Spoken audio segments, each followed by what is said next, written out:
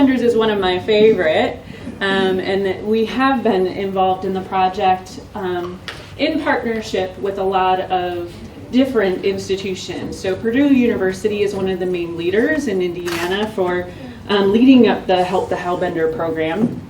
But there's also other zoos involved, right, and some government agencies, since it is wildlife. Has anyone heard of a Hellbender before today? Hopefully most have at least heard, right? Anyone admit that you haven't? Okay, one or two. Well, let's go over a few basics, just either as reminders or maybe something new. So Hellbenders, they're the largest salamander in North America. They are endangered to Indiana. Hopefully soon we'll have official results that they'll be federally listed as well. So a few extra laws and protection that would come with that, of course. And so the unique part of the Hellbender, as compared to some other amphibians in particular, is that their whole entire life cycle is fully aquatic. So when you think about some of the frogs and toads, even out here, right on the marsh, they lay their eggs in the water, and that tadpole stage, right, is in the water, but then they start to develop their limbs, and they develop their lungs, they absorb their gills, and they start coming up onto land, right? Hellbenders don't do that exactly. They do lay their eggs in the water, they start to absorb those external gills, but their lungs don't develop the same way. There's some residual lung tissue there, but they fully rely on oxygenating through their skin, and they live their entire life fully submerged in the water. They don't come up and crawl on the land, even though that they do have legs, and fully become adults. They're also slow to grow, which is sort of a positive in our conservation minds, but also puts them at risk. So they need to grow for several years before reaching maturity. So they might not be mature until they're 5-6 years old, where they can start to reproduce, right? That's a long time to have to survive through their egg stage, that metamorph larval stage, up until adulthood, until we can get more Hellbenders out of them, right? So that duration puts them at risk, whether it be for predation, water quality, or any of the other risks that have made them endangered to this point. But they are long-lived, so if we can get them to that sort of adulthood stage, and so that they're breeding, then hopefully they live 30 plus years, as long as we can decrease some of those risks that they're exposed to.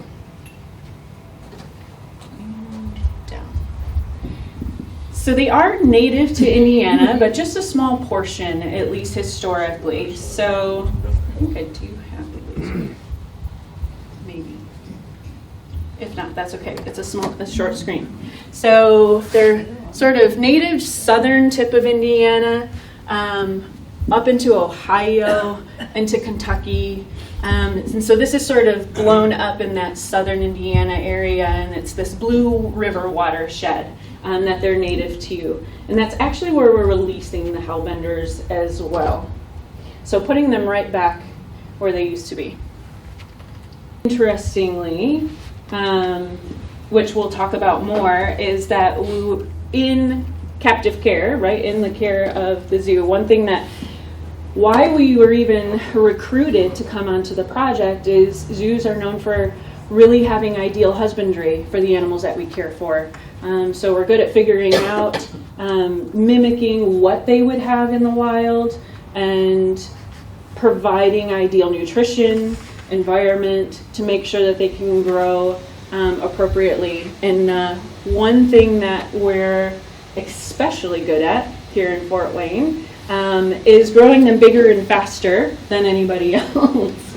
And I'll talk about one of our main caretakers, David Messman. I know he's involved in the community, so a few of you might know his name. But he's our main caretaker for the Hellbenders, and amongst all of the Indiana partners. So again, DFW, Purdue, Mesker Park, Columbia Park, Indianapolis Zoo, all these partners, right? They all know the Messman effect. It just means that we grow these Hellbenders faster, they grow bigger, and everyone says, well, what's your secret, right? What's Dave's secret? And really it's food, right? We give them so much food. So we don't restrict them like they would have to hunt and find things in the wild. They get a little spoiled in the beginning stages of their care with us. But hopefully we're setting them up for success so that when they are released, they're in perfect condition to then hopefully reproduce. So one of the programs along with the Hellbender, it's kind of collaborative along the same lines, is called Farmers Helping Hellbenders. And that's a huge factor with the project. And they're recruiting farmers along that riverway to do things like cover crops. And so maybe they've harvested for the season, and the government has supplemental funds to say, we'll buy you some seed, you plant your fields to decrease that risk of runoff, so that there's decreased fertilizers going into the river, their riverbed sides, right, aren't eroding, and they're buying into the project. And we'll even invite landowners into the releases and say, look, you're helping us put them back, right? And they get all excited. They'll bring their kids, their grandkids, and some of these properties have been in their families for generations. And so if we can inspire those next grandkids too, and they're like, we're really a part of it, it's not hurting their agricultural endeavors, but yet they feel good about partnering with us. And that's sort of along that riverway. And so that's a huge factor. So far, we've released about 265 Hellbenders just from the zoo. Now, I'll give it away because it's later in my slides. But together, the Partnership of Indiana, we've released almost 1,000 now, which is great. And so just at the zoo today, there's 276. So we do wait until they're several years old before release. And so the majority of these are going to be going on 4 years old and will be released this summer. So 215 are going to go out. That's going to bring our numbers down. So the other ones that we have in our care, we've got one from a clutch that is going on one and a half. And then we have new hatchlings from just this fall. So they'll be growing up for the next set of releases. And this fall we'll get in another new egg mass to grow up again. So that brings me to the definition of head starting. So we're not actually breeding at the zoo, which is why we make sure that we use the word head start. And so we get egg masses from the wild. Ours have come from either Ohio rivers or Kentucky. And so we'll bring the egg mass into our care and grow them up. And so that's getting them past that vulnerable stage where those eggs might get predated on by fish or birds or whatever's in the river, right? Or maybe even just trauma, poor water quality, whatever it might be, that wouldn't get them to that development stage. Same thing with larvae, right? Little tiny things, more chance of not developing to that next stage or getting predated on. So when we bring them in at an early stage, we try to get them to grow past all of those risky development stages and get them closer to adulthood and then put them back in the wild. And so that's why we call it head starting. We're giving them a good head start in life. And so here is what an egg mass looks like. And so it comes in, and if you can tell, these forceps are bringing up this connection between the eggs. And really in an egg mass, though every single egg is in a big strand and they're connected. And you can kind of think that makes sense, right? They're in a river, there's flowing water and a current. It keeps them together and in one place so that one individual egg doesn't go floating away. And all of those little yellow bits are the developing larvae in the egg. Now when they come to us, right, we do our best to mimic what they would be experiencing in the riverway so that they can develop appropriately. But we found in our tanks, they do tend to sit and collect together a bit, and that puts them at risk for developing bacterial or fungal infections if they're not aerating appropriately. And if the eggs sit in one place too long, those developing larvae will also stick to that membrane or that wall of that egg. So we do need them to circulate and move around. And part of our strategy has been actually severing those connections so that those eggs can move a little bit more freely when they're in our care. And so in a way to mimic not only the water flow in the river to get some of that rotation of those eggs, but it's also the male hellbender that becomes a den master. And so he is guarding that clutch of eggs in the river, and they're usually hunkered down underneath like a rock slab. And the shape of a hellbender, although they're long and skinny like a hellbender, of course it's a hellbender, like a salamander, the tail is up and down, right? And it serves as a really good paddle. And so periodically he will shimmy his tail and circulate those eggs and get them to move around. So how do we do that? We don't have a male hellbender guarding our eggs. So what we do is in our tank, there is a current. There's an artificial water current at all times, but we also have this spray bar. And so on a timer periodically, the spray bar goes off, and it makes the eggs sort of float up, rotate. All of the little larvae start moving around. They can wiggle so they're not attaching to the egg wall. And then we've created this sort of trough or V on our mesh here so that gently they can kind of bounce and fall back down.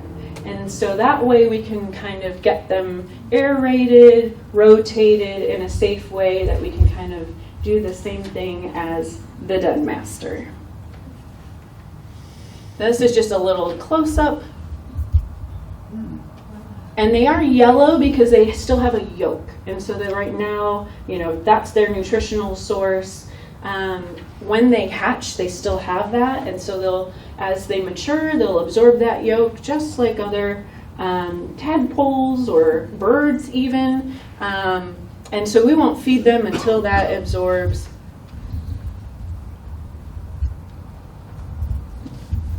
And then they grow into this. This is a 2-year-old. And you can see that paddle. Not only does it help him swim and navigate, but that is that sort of aeration tool to rotate the eggs as well. And you can see those lateral folds a little bit. It's a little hard through the glass. I think this is a better picture. But it looks like a lasagna noodle, right? A little bit. The sides of a lasagna noodle. And there's that cute grandpa's face. Little tiny eyeballs. They live in the dark most of the time. They really like cold water. We have dim lighting. Sometimes we even cover the tanks with some black tarps just to kind of keep it dark for them. And they are a bit nocturnal, so they actually usually are more active at night. And so those are some of our aquarium that are like the glass fronts traditional style that you saw there in the video. And what we've added in the last 2 years is a larger raceway. So again, we're trying to mimic what they would experience in the wild. And so this raceway has more of a significant water current going across it. It increases our capacity, of course. We have over 100 Hellbenders in this style of tank. We're able to kind of use some pavers and cement blocks and things to kind of create what they would see if like hiding underneath stones and slabs in the river. And just that larger volume of water is a little easier to maintain good water quality too, especially with all the amounts of food that we feed. So we do need to do some water changes, but the larger water volume helps sort of keep that water quality good. It prevents for overcrowding and allows for as much growth as possible. And my comment on conditioning, early on Purdue made a comparative study on what they called conditioned or unconditioned Hellbenders. And what they did were raise Hellbenders in basically a still water aquarium and then put others in more of a raceway environment with a current that they would have to sort of swim against. It encourages them to kind of go to the bottom and behave like a normal hellbender, to hide, to be still amongst a current going over them. And they said, well, is it really going to make a difference? Are they actually going to have a higher survivability or not when they get released? It does, right? So the ones that were conditioned, the ones that were exposed to that active water current had higher survivability. So now everybody does it. So no reason to, reinvent the wheel. So we always have active water currents going in all of our tanks. And I think I forgot to click the button. So typically all the hellbenders are hiding sort of underneath all of these crevices. And so like I said, we've got over 100, I think 103 or so in this tank. And you could look through that front window and be like, I don't see a single one, until you put some crayfish in there. And they immediately smell that, and they all come out, and you see this sort of crowding here. The risk in having them in this type of density is that they will accidentally bite each other. But we keep them so satiated, I've actually had minimal to no injuries in them. Some other institutions have struggled with some trauma to limbs and things. And so we've been pretty fortunate, but they have no shortage for food. This is Dave. I talk a lot about Dave and the Messman effect. And so while, of course, we're raising hellbenders for release, we want to learn as much as possible about them while we do that. And that is in partnership with Purdue University. And so often they'll do a study design that we collaborate with. And so we really wanted to monitor, okay, what is the growth rate differences between what we do, what they're doing? So let's track it. And so we were doing regular measurements, weights, and then while we're doing that, there was an undergrad student working on a project of monitoring their unique spot patterns. So even though they look sort of all brown or gray, they have unique black spots on them. And so she would come every 8 weeks while they were growing and take pictures of them to see if she could identify individuals just based on that sort of fingerprint, based on their spots. That is still being analyzed. It looks promising, but they probably do change somewhat over time as they grow. Right? The ideal would be if we can do it and put it into a digital database that would analyze it. That would be even better, so we're not like manually comparing pictures. But that would be the most efficient way to identify them throughout their life, even past release. So that if we found another hellbender, we could take a picture. Did they exist? Where did they come from? Right now we use microchips, which is efficient, but it's costly. They could lose them. It could migrate out of their skin. And, it takes me poking a needle in them, which isn't, my favorite thing to do. So looking into that. And then we also wanted to answer the question of, if we can raise hellbenders to the same size in 2 years that Purdue's raising them in 4, is there any detriment to that? So would ours have any difference in survivability when they're released at a younger stage, even though they're bigger? Because you could imagine that extra 2 years they've had experience swimming against the water, they're a little closer to maturity, so maybe there's a risk that we don't even know about. However, if there's the same survivability, wouldn't it be great if we could put more hellbenders back faster? It would free up more space. We could put them out every 2 years instead of waiting for 4 years. Less resources, more hellbenders. So we're trying to answer that question. We were just doing that actually this last summer with the ones that we released. So we took 2 different age classes, same size. 4-year-olds, 2-year-olds, exact same size. We put radio transmitters in them, released them in August, and they've been following them ever since. So far, survivability is about the same. Now, the difference, which we're going to have to then investigate, were the ones from Fort Wayne, the 2-year-olds versus the 4-year-olds. They're surviving just as well as the others, but they dispersed farther. So the other ones hunkered down like we were hoping and expecting. We kind of do want them to stay in the area that we release them. 1, they're easier to monitor. 2, we want that concentration of hellbenders for future breeding. Now, I kind of, lightheartedly joke, they're out looking for Dave. And where's the food, right? They're hungry because we feed them so well. So they really might be hunting. My additional role, Dave takes care of the day-to-day, but as a veterinarian, I've been recruited for my surgical skills with this project as well. So typically every year we're putting at least a proportion of the Hellbenders going out and placing radio transmitters in their coelom or abdomen. And so that'll give us at least some degree of trackability after release, and so that we can answer some of the questions of where do they go, how far do they go, and how long do they live, at least for the duration of the battery life of that radio transmitter, which can be 6 months to a year typically. But we do also the microchips, and so we could still, by visual survey, find an individual, scan it, and figure out where it came from, how old it is. What we lose with the radio transmitters when the battery life goes out, or if we don't place them in every individual, is the ability to actually triangulate where they are and follow them, right? That's not something that the microchip can do. So then with the surgeries, actually, if you've ever wondered, well, how do you do surgery on a Hellbender? How do you anesthetize it? We actually treat them very similarly to fish because they are fully aquatic.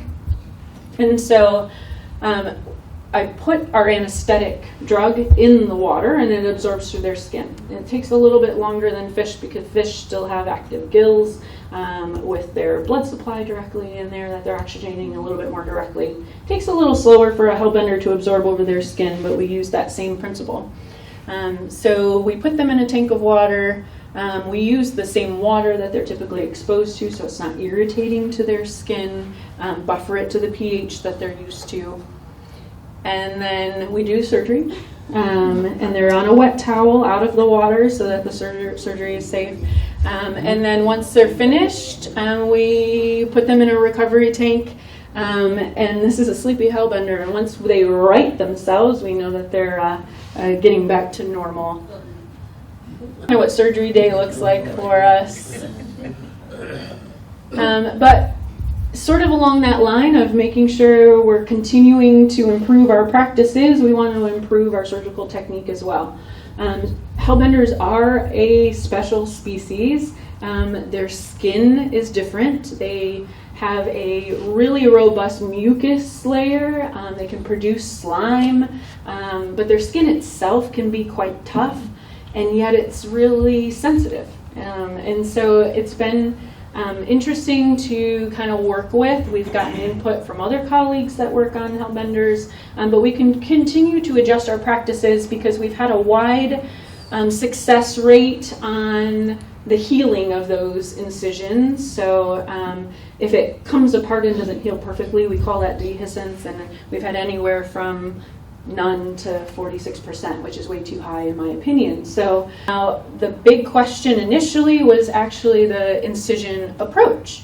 And so there is one paper on surgical implants in Hellbenders, and they actually made the incision perpendicular to the leg, which in our vet brains is counterintuitive because usually we like to make incisions along muscle bodies, and muscle fibers kind of go up and down along your abdomen. And so we don't want to sever those muscle fibers. And so we were making them sort of up and down. And we're like, well, maybe that's a factor. Maybe we should go back to perpendicular. Let's make a study, right? So every surgeon did half one way, half another. We took out the surgeon, component because we all did them both ways. And looked, is healing better for one reason or the other? Maybe because of how they swim or how they move, they're different, and maybe we have to switch to the other way. There's no difference. And then some other factors would be those radio transmitters themselves. When I started, the first radio transmitters that we put in were on the left. That red component is that battery. That's putting off the signal, and it actually had that long wire, if you can see it. I know it's in a Ziploc bag. So we had to wrap the wire all around the battery, essentially, put that in the belly, And if you can imagine, that's pretty irritating, right? It's not a completely smooth surface, so you might get adhesions or some reaction to that.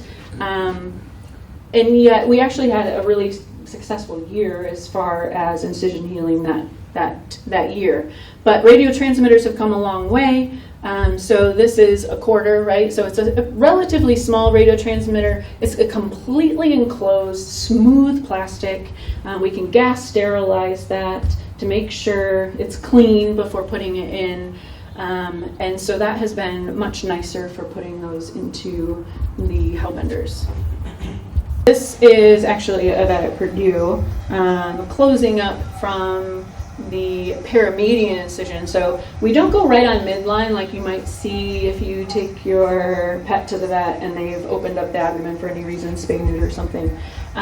Because in amphibians, they have a prominent blood vessel that runs directly on midline, so right down the middle. So we want to avoid that. So that's why we go just off center.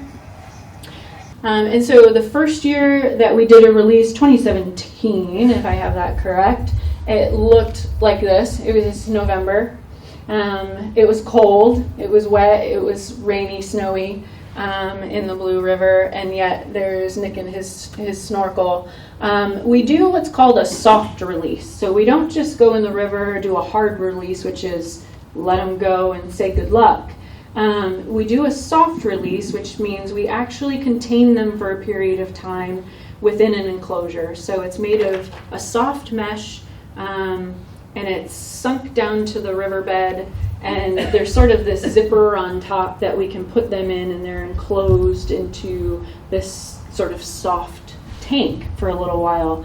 So that lets them get used to the water current, the water quality, the water temperature, right?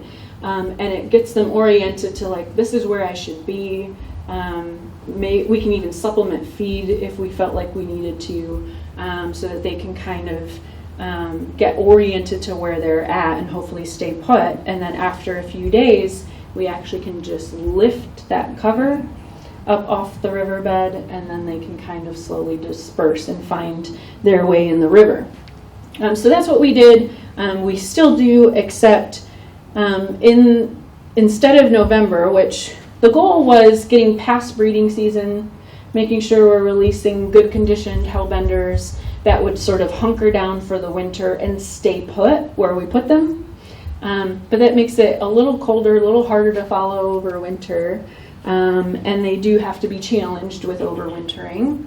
And we've shifted. And so now it looks like this. We're in shorts and t-shirts, and we release usually midsummer, July, and August. And so the theory behind that is that gives them a little bit more time to prepare for winter. We're not going into a breeding season at their age yet, where we expect that to happen that first season. So it gives them a little bit more time to acclimate to the same temperature and water quality that we usually mimic in our zoos and holding areas, and they get to find places to live before winter. A little nicer to follow them for a few months, tracking that radio transmitter too in the nicer weather. So like I said, Purdue and all the partners have released nearly 1,000 Hellbenders back into the wild. The whole project started, there were less than 100 in the wild. So getting over several hundred is a success. And one of the measures of success is seeing breeding. And so there had not been any survivability past sort of that metamorphosis stage to find youngsters in the wild in decades. And so in 2023, the first report came out in the news that they found small larvae. They're smaller than anything we've ever released, so we know they didn't come from us. But that tells us that there were not only eggs, but they're surviving through some of those really sensitive stages, that metamorphosis, to survive to a young larval stage. So that was super exciting.